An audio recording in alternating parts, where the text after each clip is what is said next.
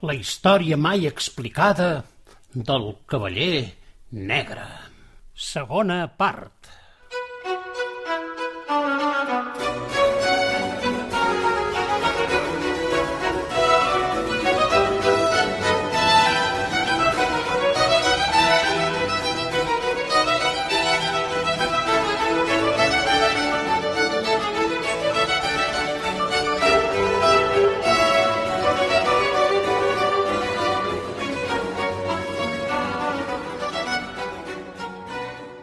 Ja el dia clarejava quan vam veure dalt d'un turó aixecar-se un immens castell amb 7 torres i una gran porta amb un pont llevadís que feia possible entrar al castell salvant el gran fossar que el rodejava. En el fossar hi havia un munt d'aigua tèrbola que ben bé semblava que tingués vida, perquè anava formant remolins que de cop i volta s'enlairàvem com una mànega i esclataven escampant un munt d'aigua. El més sorprenent era que allí on queia els esquills de l'aigua, l'herba es cremava. També passàvem les mànegues d'aigua que s'aixecaven vora el lloc on el pont llevadís permetia accedir al castell, de manera que semblava molt perillós passar-hi sense que els esquitxos no cremessin els 2 germans cavallers. «Com podrem travessar el pont?», va dir un dels germans. «Ho haurem de fer molt de pressa, però m'he fixat que cada 10 minuts les aigües es calmen i no s'enlairen les mànegues». «10 minuts, precisament? Com ho pots calcular?» «Perquè m'he endut el rellotge de sorra que ens va donar l'avi i que triga 10 minuts a passar la sorra d'un lloc a l'altre. Ho veus?»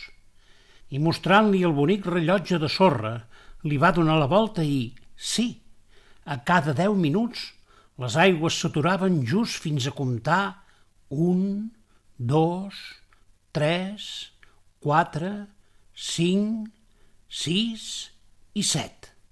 7 segons. Vols dir que tindrem temps de travessar la passera?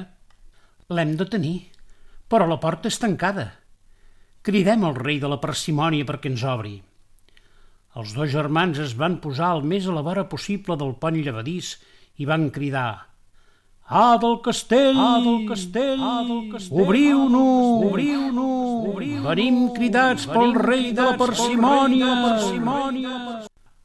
Però ningú va respondre. Ho tornaren a provar. «Ah, del castell! Ah, del castell! Ah, del castell! Obriu-nos! Obriu-nos! Venim cridats pel rei de la parsimònia!» De nou, cap resposta. Però cada cop que deien el rei de la parsimònia, les aigües del fossar semblava que s'empipessin i les mànigues s'enlairaven ben amunt, tan amunt que esquitxaven les finestres de les 7 torres. Per tercera vegada van tornar a cridar: «Ah, del castell! Ah, del castell! Ah, del castell! Obriu-nos! Obriu-nos! Venim cridats pel rei de la parsimònia!» Aquest cop les aigües es van enfurismar de tal manera que els 2 cavallers van haver de recular perquè els esquills de les mànegues no els cremessin. De sobte, i per les finestres de les 7 torres van sortir 7 donzelles brandant un mocador i cridant alhora: «Marxeu! Marxeu si és que voleu conservar la vida! Aquest castell està maleït! El cavaller negre i el seu drac l'han encantat i l'ha fet casa seva!»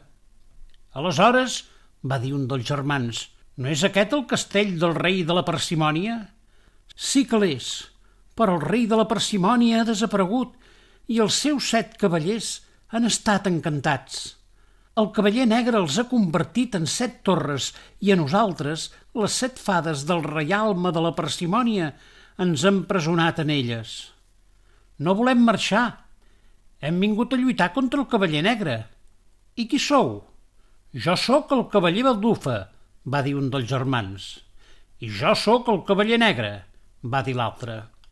«Aleshores vos, cavaller negre, sou la causa de la nostra aflicció i només vos podeu alliberar-nos de l'encanteri. Per poder obrir la porta cal que llanceu la vostra llança a través del bocaclau del pany. Solament així la podreu obrir». El germà cavaller negre es va disposar a llançar la llança amb totes les seves forces, però abans de fer-ho va preguntar al seu germà: «I des de quan et dius cavaller baldufa, tu?» «Me l'ha posat l'avi. Ell, quan era petit, també va ser cavaller i es deia cavaller baldufa. Aleshores, els dos tenim un nom. Anem per feina». El cavaller negre es va preparar, va apuntar el bocaclau, que és per on es posa la clau per obrir un pany, i va llançar amb totes les seves forces la seva llança. Aquesta va sortir de les seves mans com un coet, però no pas en línia recta, no, que anava sortejant els esquits de l'aigua del fossar que la volien cremar. Finalment es va ficar pel bocaclau i el pany va grinyolar de tal manera que tots els ratpenats del castell van aixecar el vol i van fugir cap al bosc. N'hi havia tants que per un moment el cel es va enfosquir com si un núvol de tempesta ho tapés tot. En acabat, la porta es va obrir de bat a bat i el pont llevadís va caure damunt del fossar. «Ara és el moment de passar», va dir el cavaller negre. «Volta el rellotge de sorra i quan caigui el darrer gra de sorra esperonem els cavalls per travessar el pont perquè només tenim 7 segons». El cavaller baldufa va girar el rellotge de sorra mentre el cavaller negre s'enfilava al cavall i tots dos s'anaven atensant al fossar. Semblava que les aigües estaven més enfurismades i que es delien per cremar els cavallers. Les mànegues s'enlairaven un nodí i allí on tocava l'esquitx l'herba es cremava. Just quan va caure el darrer granet de sorra i les aigües es van encalmar, els cavallers van esperonar els cavalls i mentre corrien, les 7 fades de les 7 torres van començar a comptar. 1, 2, 3... El cavaller baldufa i el cavaller negre tot just arribaven al pont. 4, 5, 6... Ara estaven ben bé al mig i només els quedava un segon. Aleshores els cavallers van picar amb l'esperó els cavalls i aquests van fer un salt llarguíssim i van entrar per la porta alhora que les 7 fades cridaven «I 7!» Ho havien aconseguit. Va ser aleshores que les aigües del fossar es van amansir i es van tornar de color blau i dins seu hi nadaven peixos de tots colors. Però de cop i volta va tornar a sonar aquella campana.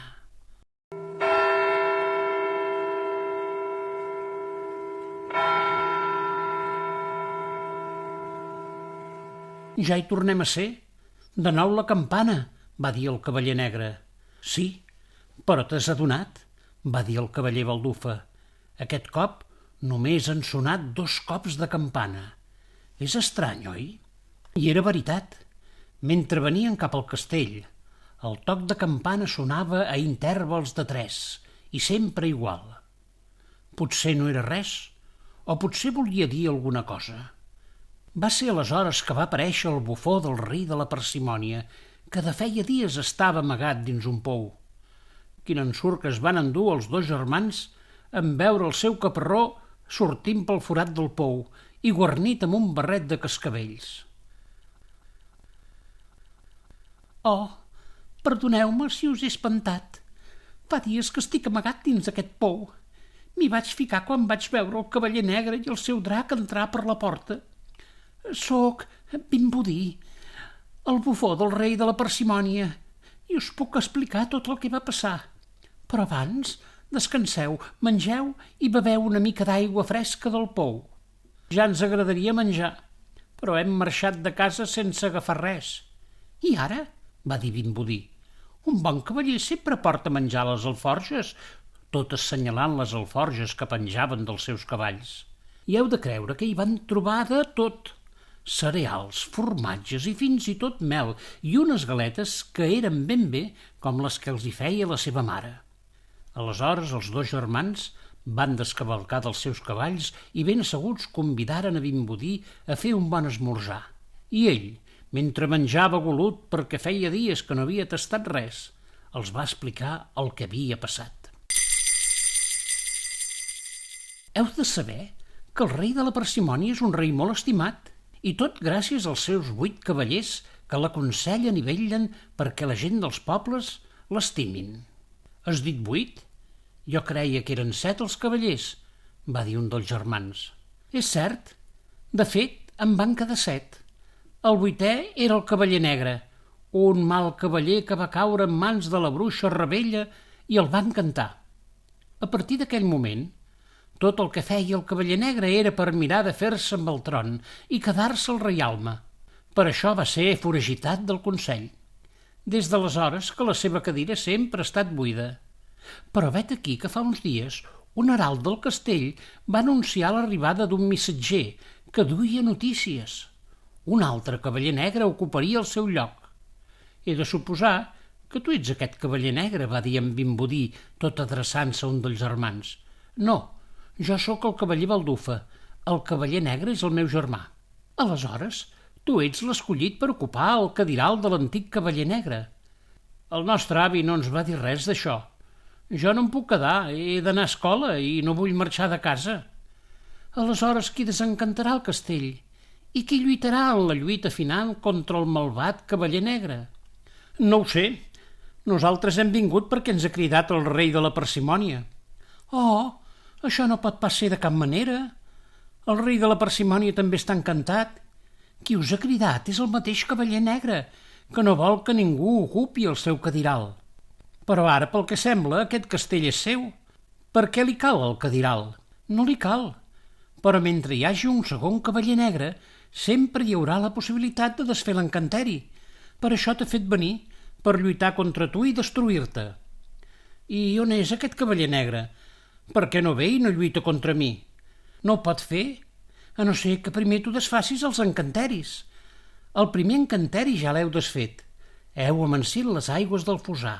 Dels 3 tocs de campana, ara només en queden 2. I el segon encanteri, quin és? Les 7 torres amb les 7 fades empresonades. Cal desencantar-les. Cada torre és un cavaller del rei de la parsimònia. Però per fer-ho, haureu d'anar a buscar les 7 claus que guarda el carceller del cavaller negre i que viu a la torre soterrada. Cada clau obre la porta de cada torre. Només que les obriu, l'encanteri es desfarà. Els 2 germans no esperaven viure aquella aventura. Una cosa és jugar a cavallers i una altra de ben diferent és haver de desfer encanteris i lluitar de veritat. Però semblava que no hi havia marxa enrere i, a més, Vimbodí els va dir que el cavaller negre mai els deixaria marxar. Així és que es disposaren a anar a cercar les 7 claus a la torre soterrada. Que on era aquesta torre? Segons Vimbodí, dins el cràter del volcà de la Crosa. De fet, no és que fos una torre, sinó més aviat una fou molt fonda per on, diuen, hi sortia la llengua de foc del volcà. El forat estava revestit de pedres ben arrodonides, talment com si fos la paret d'una torre soterrada. Per arribar-hi, Vimbodí els va dir que ho podien fer ficant-se al pou on ell havia estat amagat. Des del fons del pou arrencava un passadís secret que anava a parar a una vall enclotada. Just aquesta vall era la caldera del volcà de la Crosa i enmig hi havia la fou o torre soterrada. En aquella vall hi havia una coma on s'aixecava un poblet ben bonic. Allí vivien en pau un bon grapat de famílies que treballaven al camp, cuidaven del bestiar i, sobretot, feien forja, és a dir, treballaven el ferro. El foc de la seva farga provenia del volcà i era tan roent i tan viu que allí s'hi feien les millors espases de cavaller. Quan la gent del poble els va veure arribar, ja sabien per què venien i ho van celebrar i els donaren la benvinguda amb un ball festiu, perquè el que era segur és que aquells vilatans ajudarien el cavaller Baldufa i el cavaller negre a trobar les 7 claus a la torre soterrada. Fi de la segona part del cavaller negre.